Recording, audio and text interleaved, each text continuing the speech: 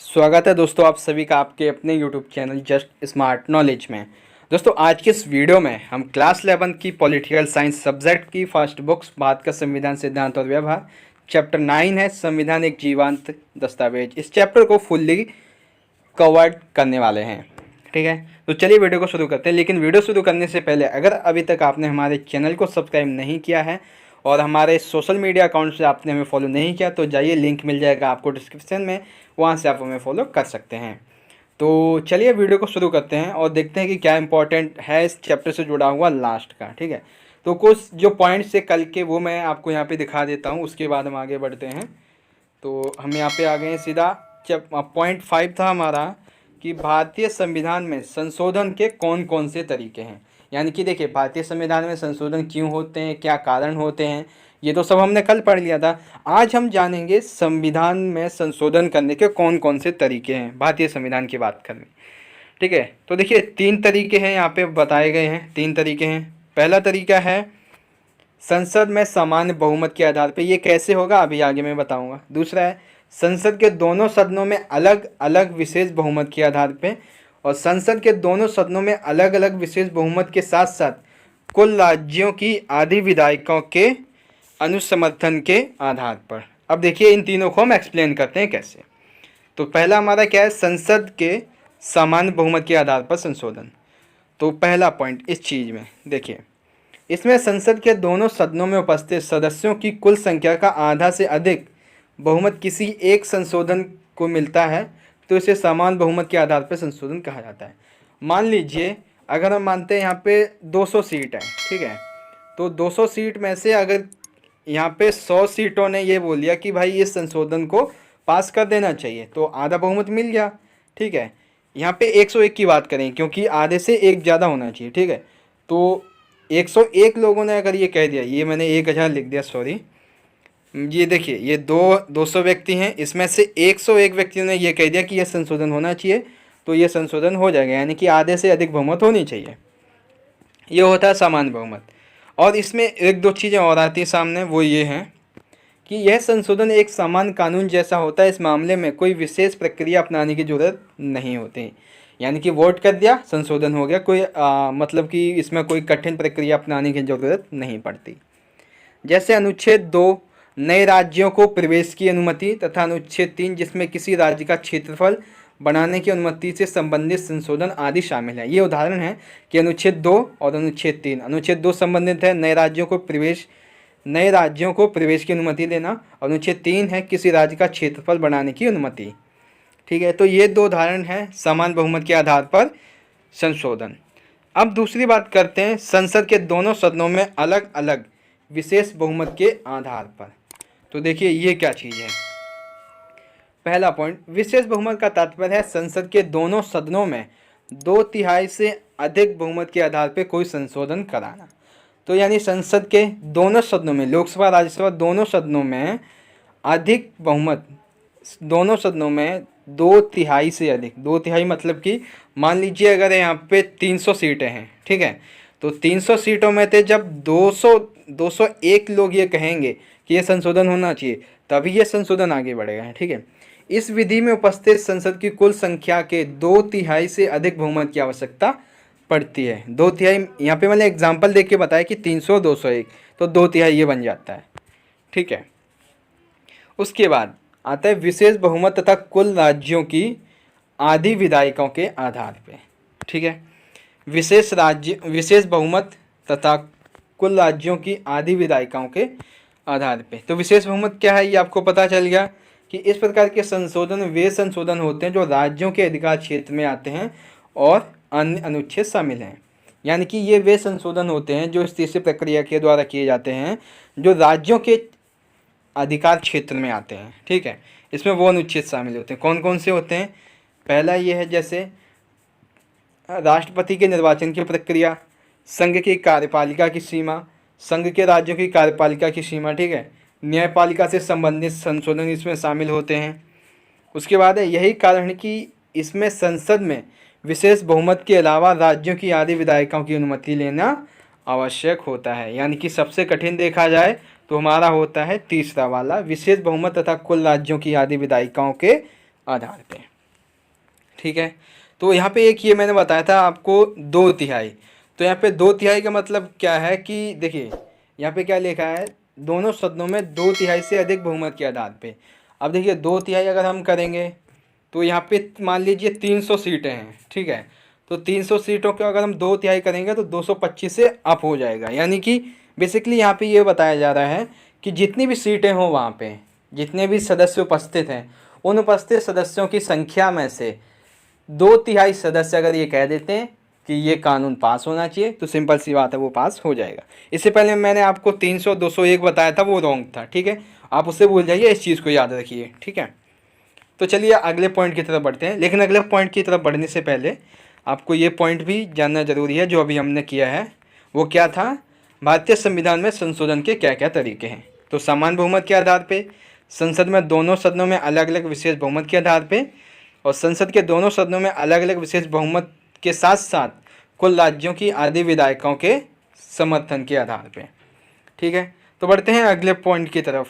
अगला पॉइंट हमारा भारतीय संविधान में संशोधन की विषय वस्तु, यानी कि विषय वस्तु से संबंधित है, किस किस से संबंधित ये हमारे जो संशोधन है वो किए जाते हैं।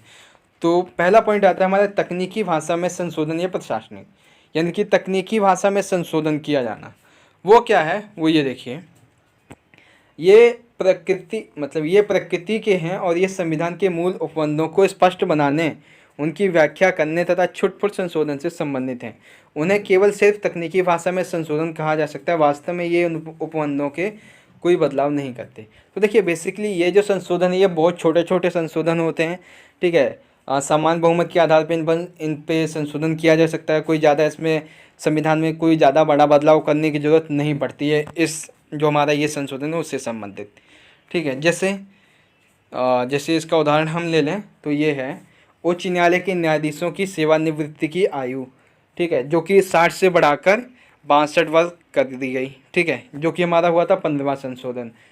इसी प्रकार सर्वोच्च न्यायालय के न्यायाधीशों का वेतन बढ़ाने से संबंधित 55वां संशोधन हुआ।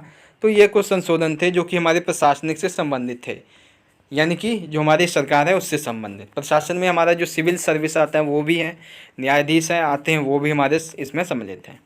फिर आता है संविधान की व्याख्या। दूसरा पॉइंट आता है संविधान की व्याख्या।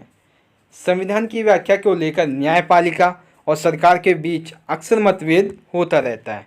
अब ये मतभेद कैसे क्यों होता है वो देखिए। प्रजातंत्र में यानी कि लोकतंत्र में विभिन्न संस्थाएं संविधान और अपनी शक्तियों के अपने अपने तरीके से व्याख्या करती हैं, लोकतांत्रिक व्यवस्था का एक अहम लक्षण है। यानी कि लोकतंत्र की अगर हम बात करें तो उसमें क्या होता है कि कई प्रकार की संस्थाएं होती हैं, प्रजातंत्र जो हमारे लोग होते हैं वो भी होते हैं। तो ये अपनी अपनी शक्तियों की, संविधान की शक्तियों की अलग अलग विचारधाराओं से उनकी व्याख्या करते हैं। ठीक है, अब ये व्याख्या करते तो क्या होता है कि जो न्यायपालिका होती है और सरकार होती है इनके बीच में अक्सर मतभेद हो जाता है। क्यों? क्योंकि सरकार चाहती है कि जो प्रजातंत्र कर रही है उसके अकॉर्डिंग वो काम करे, लेकिन न्यायपालिका को अगर कभी कभी लगता है कि ये जो लोग जो सरकार है वो हमसे गलत अपील कर रही है, तो इस बीच में न्यायपालिका और सरकार के बीच में मतभेद बन जाता है। तो संविधान की व्याख्याओं को लेकर भी मतभेद हो जाते हैं। ठीक है, अब उदाहरण के लिए मान लीजिए, उदाहरण ये है मौलिक अधिकार और नीति निर्देशक सिद्धांतों को लेकर संसद और न्यायपालिका के बीच अक्सर मतभेद निजी संपत्ति के अधिकार के दायरे तथा संविधान में संशोधन के अधिकार की सीमा को लेकर होता रहता है। तो देखिए सरकार हो गया, न्यायपालिका हो गया, इनके बीच में राज्य के नीति निर्देशक तत्व और मौलिक अधिकारों को लेकर मतभेद बना रहता है। उदाहरण के लिए हम एक मौलिक अधिकार की बात कर लें तो वो है संपत्ति का अधिकार, इसके दायरे को लेकर। ठीक है, अब तीसरे आते हैं राजनीतिक में आम सहमति के माध्यम से संशोधन। ये कौन से संशोधन होते हैं वो भी जान लीजिए। पहला पॉइंट, ये संशोधन तत्कालीन राजनीतिक दर्शन और समाज की आकांक्षाओं को समाहित करने के लिए किए जाते हैं। अर्थात ये ऐसे संशोधन होते हैं जो राजनीति में और जो समाज है उसकी आकांक्षाएं यानी कि उसकी जो इच्छाएं हैं उसको समाहित करने के लिए, यानी कि उनको पूरा करने के लिए, वो क्या चाहते हैं उनको पूरा करने के लिए ऐसे संशोधन किए जाते हैं। अब वो कौन कौन से संशोधन होते हैं वो भी जान लीजिए। देखिए सबसे पहला संशोधन है दल विरोधी कानून, जो कि 52वां और 91वें 91 संविधान संशोधन से संबंधित हैं। इसके अलावा इस काल में मताधिकार की आयु को लेकर, यानी कि जब हमारा 1973 की बात करें, ठीक है, जो केशवानंद भारती मामला था उसी के दौरान ये जो मताधिकार की आयु थी उसको 21 से घटाकर 18 वर्ष करने के लिए संविधान में संशोधन हुआ। वही हमारा 73वां और 74वां संविधान संशोधन हुआ, जो कि मैंने आपको चैप्टर 8 में बताया था, कब 1992 में पारित किया गया और 1993 में इसे लागू कर दिया गया था।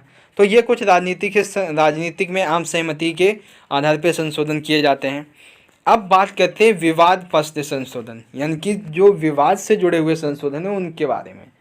तो देखिए 1970 से 1980 के दशक में इन संशोधनों को लेकर विधि और राजनीति के दायरे में भारी बहस छिड़ी थी। अब ये क्या क्या चीज़ें हैं वो जानिए। ये थोड़ा सा इंपॉर्टेंट टॉपिक आ रहा है, बहुत इंपॉर्टेंट है, ध्यान से सुनिएगा।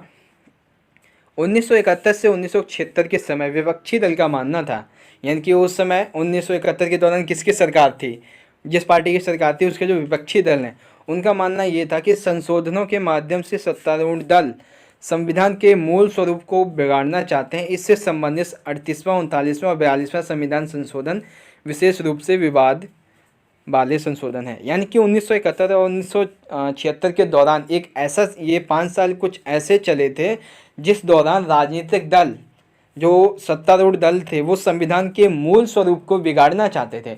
यानी कि देखिए पूरी स्थिति तो बिगड़ी हुई थी, उस समय सरकार बैठ नहीं रही थी, सही से चल नहीं रही थी। तो उस दौरान जो दूसरी सत्ता से विपक्षी दल थे वो क्या कर रहे थे कि इस चीज़ को और बिगाड़ना चाहते थे, संविधान को ही बदलना चाहते थे।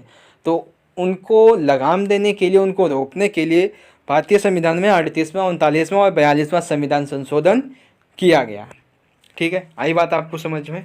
अब देखिए दूसरा है, जून 1975 में देश में आपातकाल की घोषणा की गई। ये 3 संशोधन इसी पृष्ठभूमि से निकले थे। इन संशोधनों का लक्ष्य संविधान के कई महत्वपूर्ण हिस्सों में बुनियादी परिवर्तन करना था। यानी कि 1975 में जब आपातकाल की घोषणा की गई तो उस दौरान कई प्रकार के संशोधन किए गए, जिसमें 38, 39 और 42वां संविधान संशोधन बहुत महत्वपूर्ण साबित हुए। क्यों? क्योंकि अगर ये संशोधन नहीं होते तो एक तरह से देखा जाए तो कहीं ना कहीं हमारा भारतीय संविधान खतरे में था और वो वहाँ पे दूसरा संविधान लागू हो सकता था। ठीक है, तो ये एक बड़ा खतरा टला 38वां, 39वां और 42वें संविधान संशोधन के बाद। ठीक है, अभी हमारा 42वां संविधान संशोधन है क्या वो जान लीजिए। तो 42वां संविधान संशोधन एक बड़ा संशोधन था। कैसे? एक प्रकार से सर्वोच्च न्यायालय के द्वारा केशवानंद मामले में दिए गए निर्णय को भी चुनौती दी थी। यहाँ तक कि इसके तहत लोकसभा की अवधि को 5 वर्ष से बढ़ाकर 6 वर्ष कर दिया गया था। संविधान का 42वां संविधान संशोधन न्यायपालिका की समीक्षा की शक्तियों पर प्रतिबंध लगाता है। यह कहा जाता है कि इस संशोधन के द्वारा संविधान के एक बड़े मौलिक हिस्से को एक नए सिरे से लिखा गया। क्या आप जानते हैं कि इस संशोधन के द्वारा जो संविधान की प्रस्तावना में 7वीं अनुसूची तथा 53 अनुच्छेद में परिवर्तन किए गए, जब यह संशोधन पास किया गया तो विरोधी दलों के बहुत जो सांसद थे वो जेल में थे। यानी कि जब ये संशोधन हुआ, ठीक है, 42वां, तो विरोधी दल के जो बहुत सारे नेता थे वो किस में थे? जेल में। 1977 के हुए चुनावों और सत्ताधारी दल यानी जो कांग्रेस जिसकी हार हुई थी, उसने नई सरकार के विरोधाभासी संशोधनों पर पुनः विचार करना फिर से शुरू कर दिया और इसी दौरान 38वां, 39वां, 42वां संशोधन हुआ, जिसके माध्यम से अधिकांश को 43वें और 44वें संशोधन के द्वारा निरस्त कर दिया गया। इन संशोधनों के माध्यम से संवैधानिक संतुलन को पुनः लागू किया गया। यानी कि बेसिकली यहाँ पे कहने की ये बात ये है कि 19 जो हमारा 42वां संविधान संशोधन हुआ, पहली बात इसने ये की कि जो केशवानंद भारती मामला था हमारा, उसको चुनौती दी। दूसरी बात, लोकसभा की जो अवधि थी उसको 5 से बढ़ाकर 6 वर्ष कर दी। तीसरी बात, ये जो संशोधन है उसने न्यायपालिका की जो समीक्षा की शक्ति थी किसी चीज़ की, उसको ख़त्म कर दिया। और 1977 के दौरान जो राजनीतिक नेता दल में थे, जिस समय कांग्रेस की हार हुई थी, उस समय इसने उस सिचुएशन को संभालने में काफ़ी अहम भूमिका निभाई। वो अहम भूमिका किस तरह से निभाई है वो आप यहाँ पे पढ़ सकते हैं, मैंने आपको बता दिया। ठीक है, अब बढ़ते हैं अगले पॉइंट की तरफ, जो कि हमारा लास्ट पॉइंट है। अब ये लास्ट पॉइंट क्यों है? क्योंकि इसमें मैं आपको कुछ परिवर्तन बताने वाला हूँ। देखिए, संविधान में संवैधानिक संशोधन के द्वारा किए गए कुछ परिवर्तन, यानी कि कुछ संशोधन मैं आपको बताने वाला हूँ जो कि इम्पॉर्टेंट है, आपकी बुक में दिए गए हैं और ये हमेशा पूछे भी जाते हैं आपकी जो एग्ज़ाम्स होते हैं उनमें।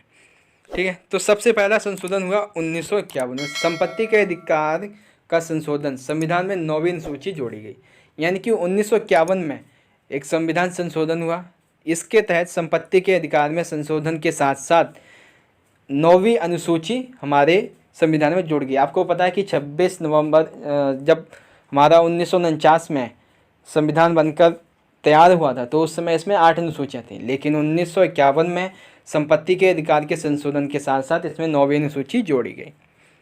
1969 उच्चतम न्यायालय का निर्णय कि संसद संविधान में संशोधन नहीं कर सकती जिससे मौलिक अधिकारों का हनन हो।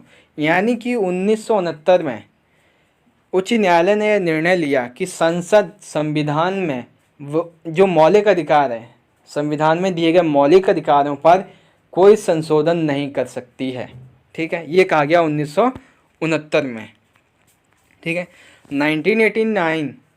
1989 में 61वां संविधान संशोधन हुआ, जिसके तहत मतदान की आयु को घटाकर 21 वर्ष से 18 वर्ष कर दिया गया। कब हुआ था? 1989 में। 73वां और 74वां संविधान संशोधन जो कि स्थानीय शासन से जुड़ा था, ये स्वशासन लिखा है, बेसिकली स्थानीय शासन से जुड़ा हुआ था, 1992 में से पारित किया गया और 1993 में से लागू कर दिया गया। ठीक है, 93वां संविधान संशोधन जो कि 2005 में उच्च शिक्षा संस्थानों में पिछड़ा वर्ग के लिए स्थान आरक्षित किया, अर्थात 2005 में 93 संविधान संशोधन हुआ। इसके तहत जो शिक्षा संस्थान थे, उच्च शिक्षा संस्थान, यहाँ पे पिछड़े वर्ग के लिए सीटों को आरक्षित किया गया। ठीक है, उसके बाद आता है जो 2 ऊपर छूट गए थे, 42वां संविधान संशोधन 1976 में। इसमें पंथ निरपेक्ष व समाजवादी शब्द को संविधान में जोड़ा गया। और 52 संविधान संशोधन 1985, इस पे दल बदल पर रोक लगा दी गई। ठीक है, तो कुछ संशोधन जो हुए थे वो मैं आपको यहाँ पे दोबारा दिखा रहा हूँ। आप वीडियो को पॉज करके सारे पॉइंट्स दोबारा से क्लियर कर सकते हैं। अगर आपको समझ में नहीं आया तो कमेंट कीजिए, मैं आपके लिए वीडियो दोबारा बना दूंगा। ठीक है, लेकिन जहाँ तक मुझे लगता है आपको वीडियो पसंद आई होगी और आपको समझ भी आ गया होगा, इतने अच्छे तरीके से मैंने लिखा है, आपको समझाया है।